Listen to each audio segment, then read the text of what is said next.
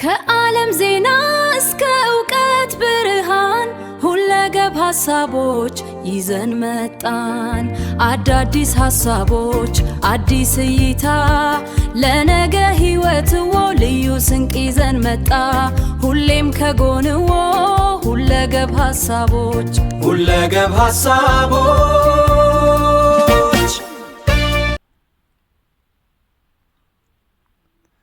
የዘመን መጋረጃ ሲዘጋ የአያቶላ አሊ ካሜኒ መጨረሻ ጉዞ።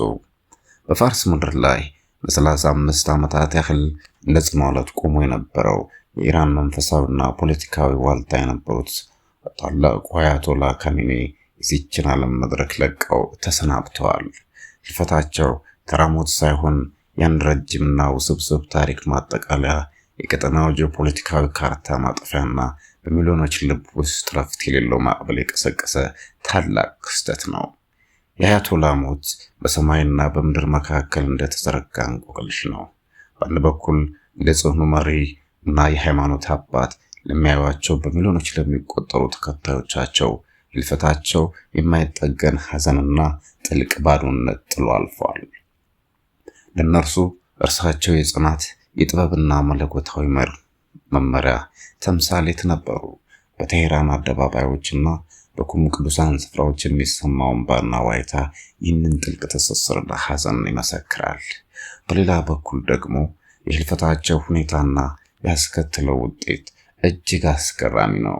እንደ ፀሐይ ቀጭታ ሳይሆን በኃይለኛ ማዕበል መካከል እንደተከሰተ የመሬት መንቀጥቀጥ ነበር።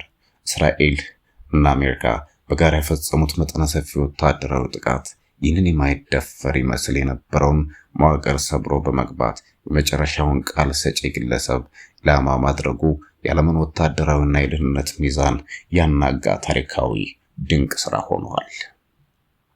ይህ ክስተት ፍጹም የሚባል የደህንነት ዋስትና እንደሌለና እጅግ ኃያላን የሚባሉ መሪዎችም ቢሆኑ ለለውጥ ማዕበል ተጋላጭ መሆናቸውን ያሳየ አስገራሚ ምዕራፍ ነው። የሕልፈታቸው ሁኔታ እጅግ በሚያሳዝን ሁኔታ የተፈጸመ ቢሆንም በውስጡ ግን ለታሪክ ጸሐፊዎችና ለፖለቲካ ተንታኞች የሚስብ ጥሩም የሆነ ታሪካዊ ፍሰት አለው። ይህ ጥፍጥና ባለፈው ስህተት ላይ የተመሰረተ ሳይሆን ለታሪካዊ ክስተት ውስብስብነት የሚመነጨው ክስተቱ አዲስ ምዕራፍ በር በመክፈቱ ነው። ለበርካታ አስርተ ዓመታት በበረዶ ተከድኖ የነበረው የኢራንና የምዕራባውያን ግንኙነት የኒውክሌር መርሃ ግብሩ ጣፋንታና የቀጠናው ታጣቂ ቡድኖች እንቅስቃሴ አሁን ሙሉ በሙሉ ወደማይታወቅ አቅጣጫ አምርቷል። የአያቶላ ሕልፈት ለአንዳንዶች የተስፋ ጭላንጭል፣ ለሌሎቹ ደግሞ የስጋት ምንጭ ሆኗል። የኢራን ሕዝብ ከውስጣዊ ጭቆና ነፃ ለመውጣት አዲስ አጋጣሚ ላገኝ እንደሚችል የሚጠብቁ አሉ። በተቃራኒው ደግሞ ሀገሪቱ ወደ ባሰ የእርስ በርስ ግጭትና የቀጠናዊ ጦርነት አዙሪት ውስጥ እንዳትገባ የሚሰጉ ጥቂቶች አይደሉም። ይህ የተስፋና የስጋት ውህደት የክስተቱን ታሪካዊ ክብደት ይበልጥ ያጎላዋል። በመጨረሻም የአያቶላ አሊ ካሜኒ ስም በታሪክ መዝገብ ውስጥ በደመቀ ቀለም ይጻፋል። እንደ ጽኑ ተፋላሚ፣ እንደ ጥልቅ ሃይማኖት ሊቅ፣ ወይንስ እንደ ውስብስብ የፖለቲካ ተዋናይ?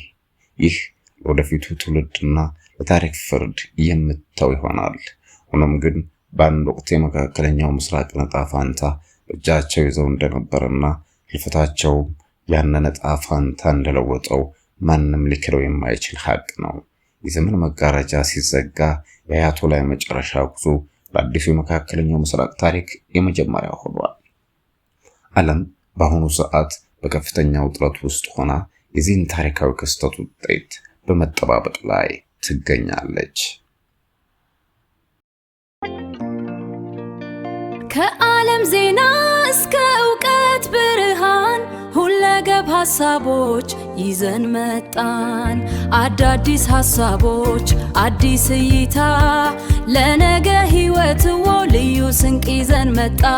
ሁሌም ከጎንዎ ሁለገብ ሐሳቦች ሁለገብ ሐሳቦች